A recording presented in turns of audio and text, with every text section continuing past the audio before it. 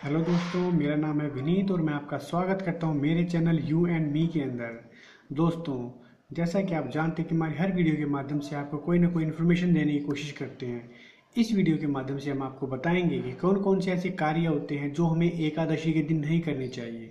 क्योंकि आप जानते हैं कि विष्णु अलग अलग अवतारों में आकर, कभी श्री कृष्ण के अवतार में आते, कभी राम के अवतार में आते, कभी अन्य अवतारों में आकर वो पृथ्वी लोक पर अपना कार्य कर कर जाते हैं, शुभ कार्य करके जाते हैं, धर्म की स्थापना करके जाते हैं। इसीलिए एकादशी के दिन विष्णु की पूजा करनी चाहिए और विष्णु इस दिन पूजा करने से सबसे अधिक खुश होते हैं। भगवान विष्णु का एकादशी के साथ सीधा सीधा संबंध रहता है और जो भी व्यक्ति एकादशी के दिन भगवान विष्णु की पूजा करता है, उसकी महिमा गाता है, तो वह सीधे ही भगवान विष्णु की अनुकंपा का भागीदार बनता है, उनके आशीर्वाद का भागीदार बनता है और उनसे शरण पाता है।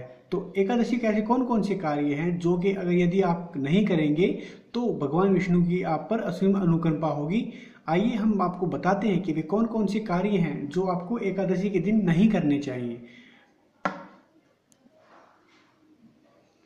सबसे पहले आप क्या करें दोस्तों, एकादशी के दिन देर रात तक आपको अपना विष्णु भगवान की महिमा गानी चाहिए।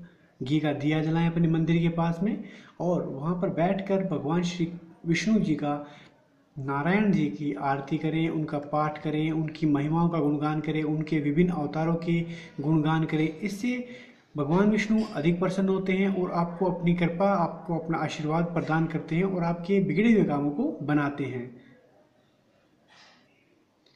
एकादशी के दिन आप दूसरा कार्य ऐसा क्या नहीं करना चाहिए जिससे कि भगवान विष्णु अप्रसन्न हो जाए आपसे। तो दातुन करना, मंजन करना, कोलगेट वगैरह जो आपके ब्रश वगैरह, अपने दांतों को इस दिन साफ ना करें। दातुन करने से, मंजन करने से आपको परहेज करना चाहिए ताकि आपको भगवान विष्णु की असीम अनुकंपा, उनका आशीर्वाद प्राप्त हो सके। और आप क्या कर सकते हैं दोस्तों, पान खाना। एकादशी के दिन कभी भी आपको पान नहीं खाना चाहिए। पान से रोजगुण की प्रवृत्ति बढ़ती है, इसलिए इस दिन पान खाकर आप सत्विचार नहीं ला सकते। इसीलिए सत्विचारों को पाने के लिए, अच्छे विचारों को अपने अंदर समाहित करने के लिए एकादशी के दिन कभी भी पान न खाएं। एकादशी को और ऐसे कौन से कार्य हैं जो आपको नहीं करने चाहिए दोस्तों। दूसरे के बारे में भला बुरा करना। दूसरे को कभी भी भला बुरा नहीं कहना चाहिए, उसके सामने भी नहीं कहना चाहिए और उसकी पीठ पीछे भी नहीं करना चाहिए, जिसे कहते हैं ना चुगली करना। हमें कभी भी एकादशी के दिन कभी भी किसी की चुगली या दूसरे को भला बुरा नहीं कहना चाहिए। भला बुरा या चुगली करना तो कभी भी नहीं करना चाहिए, इससे हम दूसरे के अवगुणों को अपने अंदर धारण करते हैं। इसलिए दूसरे की बुराइयों को कभी भी याद ना करें, दूसरे की बुराइयों को दूसरे के ऊपर छोड़ दें और सिर्फ श्री हरि का भजन करें, उनको ही स्मरण करें। दूसरे की बुराई करने से, चुगली करने से हमारे अंदर सद्विचार नहीं आते, हम सिर्फ बुराइयों को याद कर रहे होते हैं। इसीलिए दूसरे की चुगली और आप बुराइयां मत कीजिए एकादशी के दिन।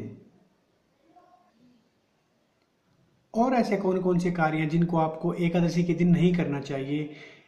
सबसे पहले आपको कभी भी क्रोध नहीं करना चाहिए। क्रोध आपको श्री हरि नारायण के आशीर्वाद से दूर लेकर जाता है। क्रोध जिस मन में आ गया, उस मन के अंदर सद्विचार कभी भी आ ही नहीं सकते।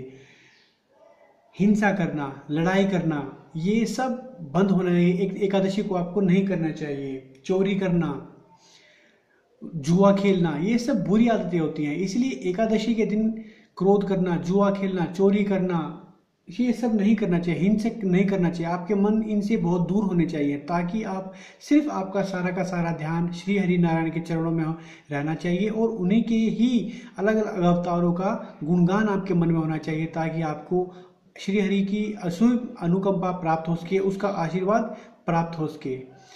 सबसे आखिर में एक उपाय आपको अवश्य करना चाहिए। एकादशी के दिन संभोग आपको नहीं करना चाहिए, क्योंकि इससे मन में विकार उत्पन्न होते हैं। इससे मन आपका भटकने की संभावना अधिक हो जाती है और इस संभोग करने से आपको भक्ति भावना नहीं उत्पन्न हो पाती। इसीलिए इस दिन को इस संभोग करने के लिए मनाही होती है। आप कभी भी ऐसा कार्य ना करें।